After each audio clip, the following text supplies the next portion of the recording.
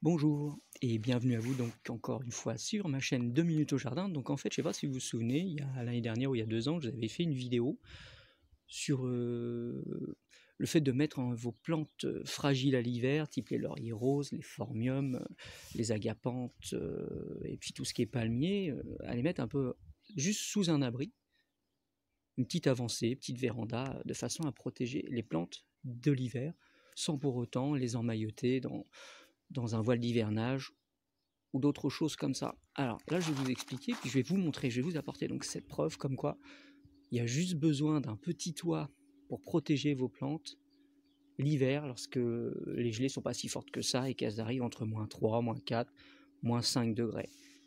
Et je vous rappelle, en fait, il faut protéger ces plantes juste de ce givre. Vous savez, je vais vous rappeler celui que vous trouvez en fait sur le pare-brise de vos voitures, donc le matin, je vais vous répéter exactement la même chose que je vous avais dit sur la vidéo il y a 2 ans ou l'année dernière.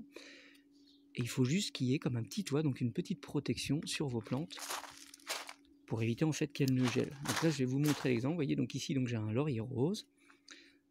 Et avec ses feuilles, comme il est persistant, et bien en fait, il aura protégé l'agapante qui est juste en dessous. Et puis c'est flagrant, vous voyez, quand je vais couper en deux ici la plante, à droite ici, donc je vais avoir le laurier rose qui protège, et à gauche, le laurier rose ne protège pas.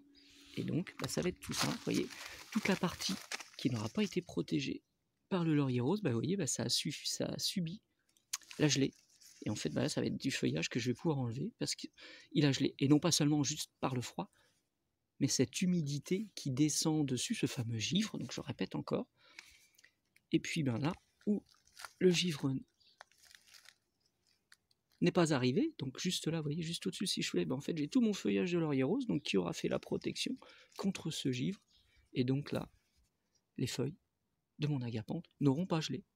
Voilà, donc j'espère que vous aurez compris un petit peu mieux l'action du froid sur vos plantes, et qu'en fait, il n'y a pas vraiment besoin de les protéger beaucoup plus que ça, quand on a des froids qui ne sont pas très forts.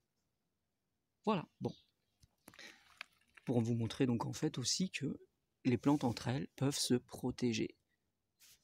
Alors à bientôt pour une prochaine vidéo. Je vous rappelle, ma chaîne s'appelle 2 minutes au jardin, n'hésitez pas à liker, vous avez le droit de partager, puis vous avez le droit aussi de vous abonner parce qu'il y a plein d'autres astuces, et puis on découvre aussi des plantes, on parle du potager, du jardin, et un petit peu de tout, tant que ça concerne la nature. Au revoir.